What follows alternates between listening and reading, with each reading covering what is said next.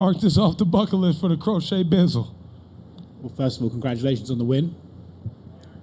Thank you so much. When you look back at the fight, you've had some time to digest it now. What's your immediate reaction to how you performed and how you came through the fight? Well, me, Greg Jackson, Mike Winklejohn, and all my training partners at Jackson Wink in Albuquerque pretty much had a 3-week crash course. We crammed for a test. It was very last minute for me to go out there due to the changes in my personal life and changes in my training. And we got the job done, and we just didn't get the job done. You know, I made UFC history for the second time. And, you know, it's always sweet to get a submission, you know. Everybody thinks I'm a striker, which I can strike because I was in Glory, but that was a little premature. Like, you know, going to Glory, I just happened to do it. But grappling has been consistent for me. Jiu-jitsu, not wrestling, jiu-jitsu. Walk us through the finish, because I think a lot of people were confused exactly what you got him with. It seems like... The arm triangle from the bottom. Do you think a lot of that had to do with his fatigue, or were you in tighter than it looked on TV? He threw a bunch of elbows. He may have fatigued a little bit, and he was resting. Well, during that resting moment, you know, I was able to pop that arm, which was on my neck. Because he was putting a lot of pressure on my neck. He was actually trying to submit me with the pressure on my neck. But I was able to pop that arm over, and he got it back once, I believe. I mean, it's a little foggy. And it was very slippery. But once I was able to get that over and lock it in, actually I was going to look to possibly try to transition to his back. Because usually once you get that arm across his body, you know, I can transition to the back that way. I was in half guard. I could have got my other hook in. I would have had the hook on the bottom had I transitioned to the left, I believe, because the cage was on my right. But I squeezed, and to my surprise, he tapped. You know, I think that has to do with just a tight squeeze and fatigue. You know, maybe if he had more air at that time, he could have lasted a little longer. And he fought it quite a bit. I know a lot of people said John Vellante was fat. He looked out of shape. Why did he have to push off his knee to get up there? That man belongs in this heavyweight division. That's where he should have been the whole time. Let that man come back in shape. He's going to be hell on wheels to deal with. And I take my hat off to him. My legs hurt. My face hurts. My shin hurts. But I got it done tonight. You know, my back was against the wall. I'm on a 2-fight skid. And I could have lost my job tonight. Could have lost my job. And when you're the breadwinner and you got to feed your family, and you're thinking about making maybe the biggest move of your life to really chase this dream and see if we can't make a title run. I'll be 34 next Sunday. So you do the math on how much time I have. So, you know, it always feels good to be here. Hopefully, I'm praying. Sean Shelby, Mick Maynard, Dana White. Mick, you my guy. Appreciate the fight. Hopefully I win that bonus tonight, you know, for making history again, second time. So that'll really help me and my family. You didn't lose your job, and immediately after you win a fight, everyone always asks what's next. It almost looks like you have what's next sorted out. Earlier today, after your fight, Tanner Boser said he'd had some sort of interaction with you at the pool. I don't think it was an altercation, it was just an interaction. But can you give us your version of that event? And also, were you drinking beer at the time? I had a couple of beers, yeah. Of course, I have beers fight week. This is my thing. You guys watch Ultimate Fighter. It's no secret. But anyway, it wasn't an altercation at all. You know, I was just being friendly, like I always am, like I was with John. Me and John were friendly. Maybe he was being a little standoffish and he didn't like it. And it is what it is. You know, everybody has to. Through the Ultimate Fighter, I realize everybody deals with these things differently, and everybody's not like me. And he's trying to do what I'm trying to do. He's trying to make it to the top. So yeah, I wouldn't expect anything less. I take that challenge humbly. You know, going back to when I was offered to fight with him, you know, I was on a 3-fight win streak. He was a debuter. You know, I'm looking to climb the rankings. You know, I didn't have time. If I can avoid it, I didn't want to fight a debuter. It's not dodging or ducking him. You know, I was trying to fight somebody else. And guess what? I think I fought Pavlovich instead. Right? And I didn't win that fight. So, you know, it didn't work out for me. But yeah, once I heal up, once I get my move out the way, I wish I could go and fight at Fight Island for real. my goal was to get in and out of here and hopefully get on the August 1st card if I was healthy. And once Tanner said that, I was game. But, take it slow, hopefully win the bonus, to really set my family up to, to be comfortable and focus on my training and everything I need in Albuquerque. And, man, sky's the limit for me. I'm with coaches with amazing minds. Think about what they did with me in 3 weeks. We changed and tweaked a couple things. I tried my best to keep all that consistent, and I did a good job with more reps and more time. It's a wrap. What were you singing between rounds? Oh, I'm singing. So my corner man, T. Billa, that song is not released yet. It's just, it's a song that he kind of let me know what he was, what was going on. And I walk out to all his music. It's all my walkout music. And he has, 30-something tracks released on Spotify. So everybody can hear you in there. You got to have fun, I take my job seriously, but if I'm not having fun doing this, why am I doing it? Why? For what? So I'm thankful for the UFC. I'm thankful for how cordial and nice everybody is. They treat me well, and all I want to do is put on good performances, man. It's only going to get better. But just so you know, I had a talk with my demons, because I did. I said, sorry, I must leave you. I don't mean to be misleading. And I'll come back if I need you. And that's it. But that's true, though. I think you sort of touched on it a little bit there with the pressure, but the emotion that clearly was shown on your face in that post-fight interview, was it about just the move? Was it about the two fights? What was it that was going through your head at that moment? Because I think that's the first time I've ever seen that type of emotion come from you. I'm a very emotional person. You saw an Ultimate Fighter after I won the first time, It's like I try my best to put this face on and say, there's no pressure. But yeah, that shit was thick, very thick. I try to turn my nervousness and my butterflies into excitement through music. Getting dropped, I know I was in a tough place. I was getting hit. I don't really remember a lot of it. And to be able to not even finish with my striking, to be able to finish from the bottom with my jiu-jitsu is so sweet to me. There's not a lot of heavyweights that do jiu-jitsu, and I'm one of them. And it's just very sweet to me. I never went to college, so, whenever I get my Brazilian jiu-jitsu black belt, that's my college degree. So to come in here, fight at the highest level, to fight a veteran like Jean Vellante, I don't care if he was a light heavyweight. That man fought like a heavyweight. He's big like a heavyweight. I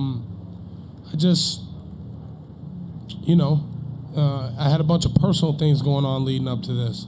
I had a gym switch. Actually, I didn't even mean to switch gyms, really. I was going out there just to get work in, but when I got out there, Greg Jackson and Mike Winklejohn kind of took me under their wing and, penciled me in every day for time with each one of them on top of all the heavyweights I got out there. It's probably 6+, which is unheard of. They're building a stable of stallions out there, and I want to be part of that. And nobody really knows but me and that guy in the back of the room, T. Billa over there. What I was really going through mentally, and we were able to put a lot of that to the side, get mentally strong. Find confidence in moments of weakness, and we got it done tonight. And I keep my job. I keep my job. I left my corporate job to chase this dream. Damn it, it's coming again. I left my corporate job to chase this dream, and we'll keep it alive. Thank you very much. Congrats on the win.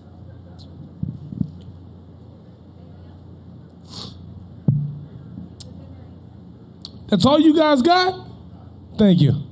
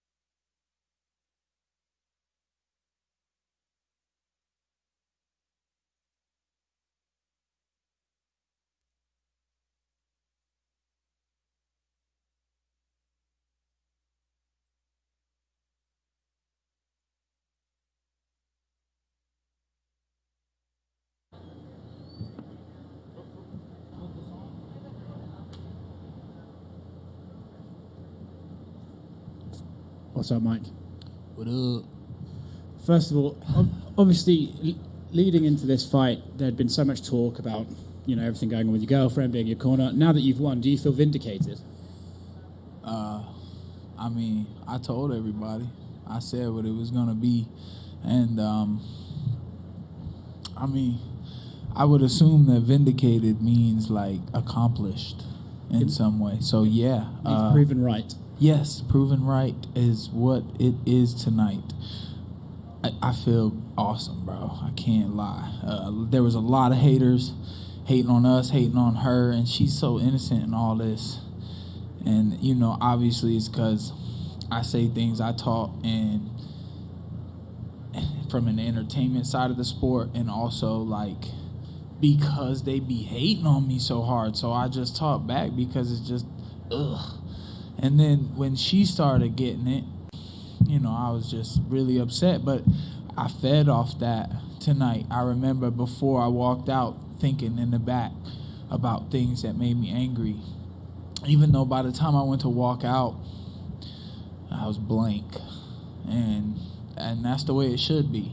You react. You just go out there and you fight. The work is done. It's time to go. I think a lot of people thought that Mickey would have the advantage in the grappling and you in the striking, but actually you controlled him in the grappling as well.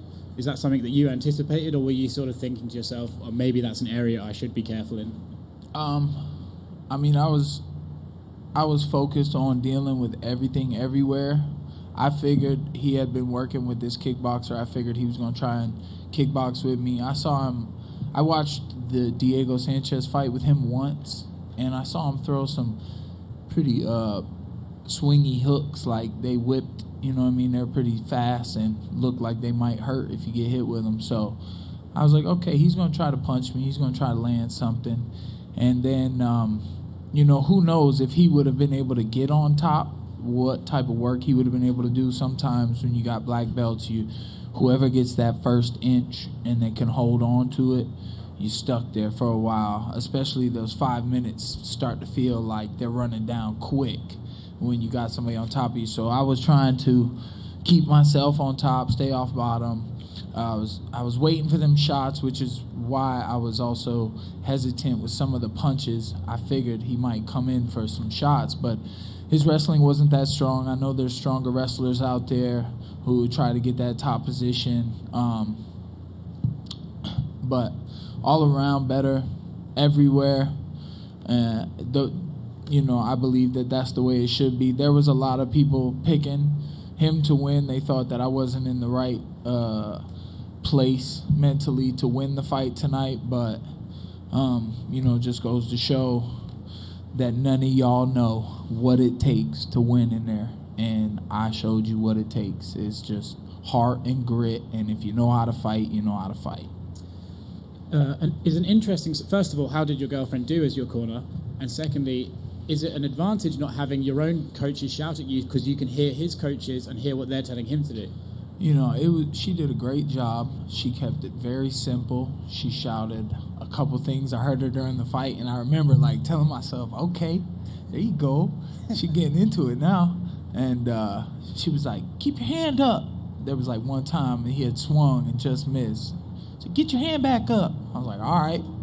And then in the corner, when she was in there rubbing the ice on me, she kept asking me, hey, is this, where do you want, what else do you want, what can I do? And she was, trying to do more for me. And it was really cool just sitting there quiet and just thinking about how the next round was going to go. And yeah, I did hear his coaches, and I heard them saying I can't think of the word, but they had secret words for moves. And then I started figuring out what those were that they were asking for. And around the third round, I heard a couple of things that I heard throughout the fight. And then I was like, oh, I know what he's about to do. They said something about razor. And then I realized he's throwing elbows at that time from a distance. I was like, okay. And I felt like, I remember thinking, man, your corners could be telling you more. They're not telling you enough. You need to do something.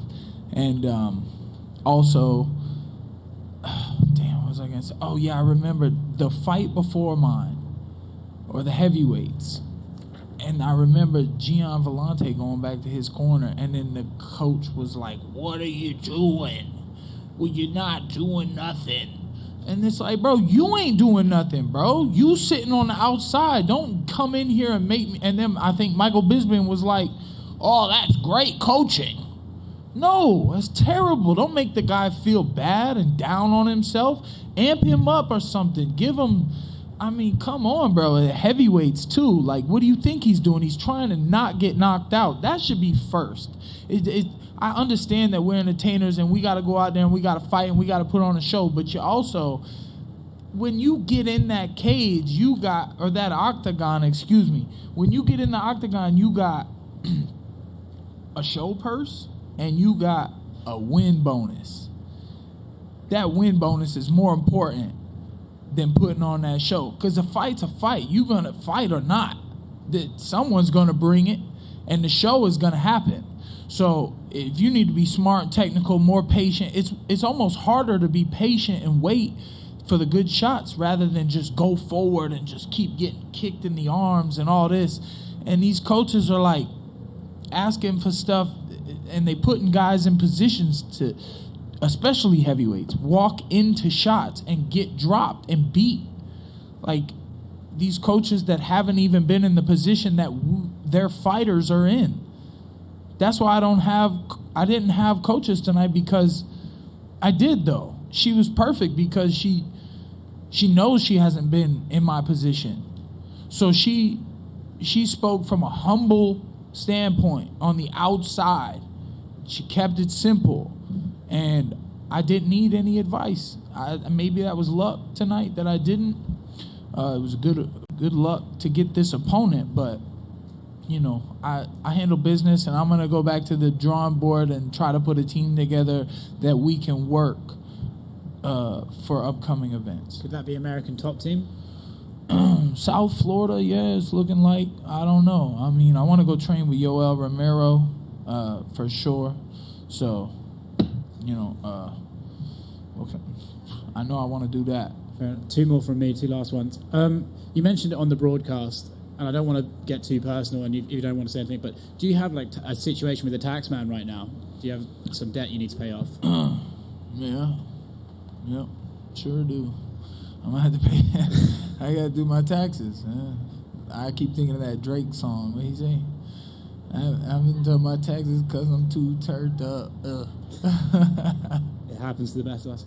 And lastly, what is next for you? You know, Mickey Gall was a name and he called you out, but who do you want to fight next? Where do you want to go? I want to go to South Florida and work with Yoel Romero and fill that 185-pound weight class. Man, 170 is such a great place for me, but I want to fight there until I do want to fight that guy. Is that just because things have gotten so personal? I mean, if I see him in person, I'm going to fight him. Nobody's going to stop me. I'm going to grab him. I'm going to stick my finger in his eye, and I'm going to get a hold of him. And I mean, I'll say it out loud because I don't care. Congrats on the win, man. Mike over here. With all of the criticism, I understand that obviously you're the athlete and you're the one who wanted to step up. You know, you've talked to your girlfriend. Did she have a message for the haters and all the people who are criticizing the fact that she was there for you? This is all kind of new to her, man. You know, everybody loves her. So all these people hating because of me, you know, it makes me feel kind of bad sometimes that I brought her into that. But that's what happens when you get attention and people just start hating on it, and they're hating on our dreams and our goals, and you know, we're accomplishing them anyways. So I really try more to coach her, like, hey, look, you know, she thought people were one way, and now she's starting to see that people are a totally different way. She was like, y'all innocent until proven guilty, and to me, I'm like, y'all all guilty until proven innocent. Till you prove yourselves to be cool and faithful, like there's no reason to be disrespectful. I don't owe y'all nothing. Can I ask, I think a lot of people, when they saw everything going on, it's like, hey, why wouldn't you want to have the most people around you possible to give knowledge and advice? Can you say very bluntly for yourself, you perform best when it's kept simple without a lot of some of the other stuff that people might think is more conventional? I was thinking tonight, like, my girl did such a great job bringing in the stool and the bucket with the water. And I was like thinking, man, sometimes coaches be so ready to get in there and just tell you something, like they think they're going to make a difference for you and they want it's for themselves, you know what I mean? They want to feel like they told you something that helped you win this UFC fight. And they're just getting money, like, and attention and trying to take credit for what your work has done. So, you know, like, bro, y'all, you carry that bucket and bring me that stool. You know what I'm saying? And she looked better than any coach all time bringing that stool and that bucket. Damn, she was so pretty with that little ninja face mask on, killing it all night long. So, you know, yes, it's good to keep it simple. I feel like guys yell too much and be saying stuff, and then it's like you can't even think. Are you even trying to listen to this person? Should I stop trying to listen to this person? Like, listen, your words ain't gonna make a difference, bro. And his coach's words wasn't making a difference. Like, I'm in front of you trying to punch you in the face. You got to deal with that. That's it. You got to deal with that, not your coaches, not your game plan, none of that. Congrats, Mike. Mike, to me, it sounds like when you were talking about you are looking for a team, but to me, it sounded like you were trying to find people to go on a journey with you, that have been in the cage with you and to come along. Is that more of what you're looking for as opposed to maybe a traditional coach and team situation?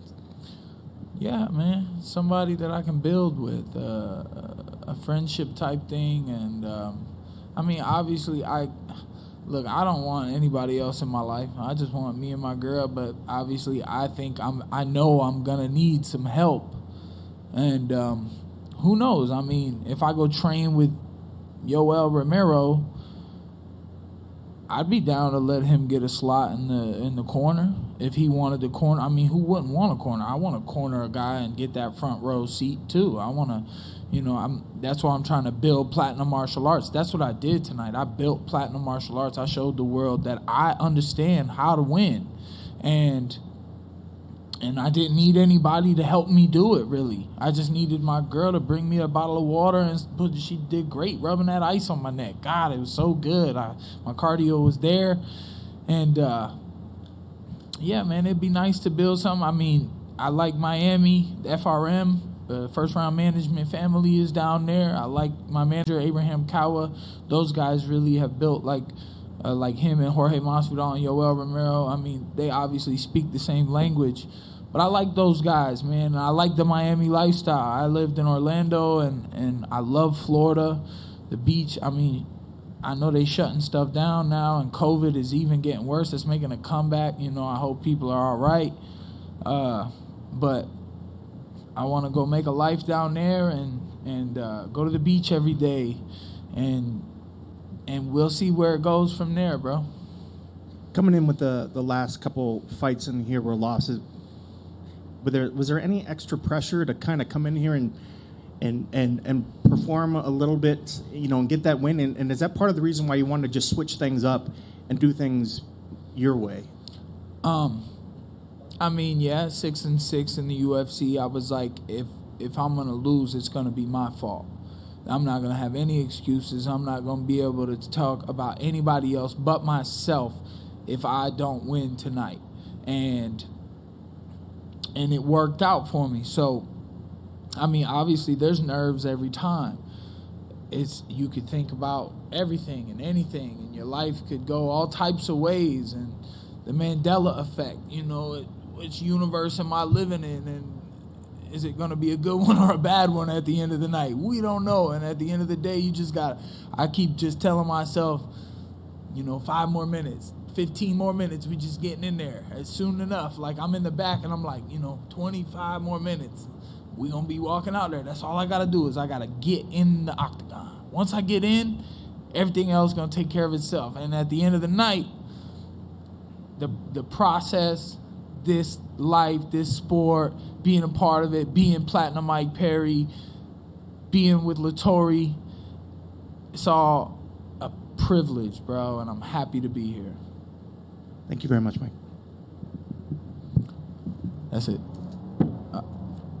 Sorry, real quick. Did you miss the fans? I mean, it was cool not having the fans. I mean, I missed Dana. I was like, man, Dana don't care about me, bro. He been at all of, I'm sure he busy, you know. He been at all these, and he ain't want to come watch me. I guess he can't come watch me fight now, because I feel like I be letting him down. There was fights that he thought that I might win and I didn't. So, Dana, don't come when I fight, because apparently it does. I do better when you don't come in my fight. So, whatever, bro. No, man, I did miss the fans. They was all just going to talk trash anyway. All right, guys, thank you very much.